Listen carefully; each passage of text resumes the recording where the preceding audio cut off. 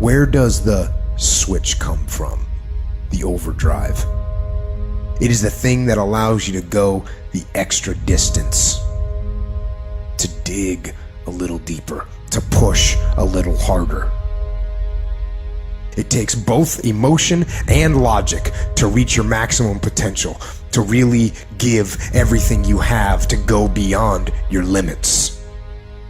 Because emotion and logic will both reach their limitations. And when one fails, you need to rely on the other.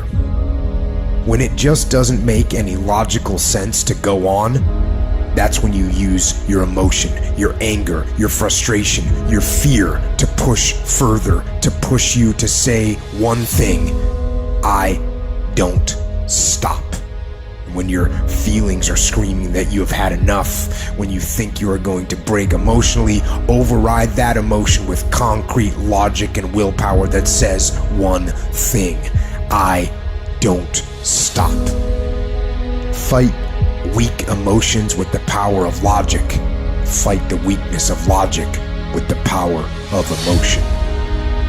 And in the balance of those two, you will find the strength to say to yourself, I don't stop. Everybody wants to prize, but nobody loves the process. Everybody wants to be a champion, but nobody's willing to put in the work that it takes to be a champion. Everybody wants to hold up the trophy and say, man, I did it, but nobody's willing to put in the work that it takes to do it. I love the process. I love the thought of working for what I want. And I firmly believe you're never supposed to wish for it more than you're willing to work for it. Your expectations never supposed to exceed your effort. But a lot of people, they wish, and they're not willing to work. And the great thing about life has a funny way of testing all of us and seeing how bad we really want what it is that we say we want. When you work for something, it gives you a different type of attachment to it. The harder you work, the harder it is to surrender. That's why cats can give up so easy. They ain't got nothing invested. But when a cat work for something, like when a cat been sacrificed for something, well, you gonna have a cold day in hell before you take it from them. You can't be good and be a legend.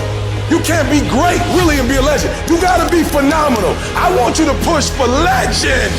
It is the process of the grind that shapes you and forms you. It's not the game. You think you become a champion on the field? You don't. You become a champion when ain't nobody watching you. You're doing your own drills and your own way. You're doing what coach tell you to do, and you're doing your own stuff. You become a champion in the dark when ain't nobody looking. You don't become no champion when you put no doggone helmet on.